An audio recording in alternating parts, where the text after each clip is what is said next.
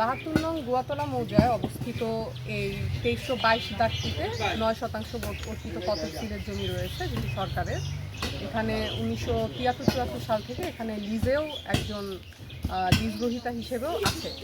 কিন্তু এখানে আমরা খবর পাই যে একটি পক্ষ তারা জমি বিক্রয় করে অন্য যে দাগে জমি বিক্রয়ের দখলে নিচ্ছি এবং ইটগুলো রয়েছে সেগুলো আমরা সব জব্দ করি। যদি এরপরও যদি নিষেধাজ্ঞা অমান্য করে তাহলে সরকারি নিষেধাজ্ঞা অমান্যর দায়ে আমরা তাদের বিরুদ্ধে আইনি পদক্ষেপ নিব।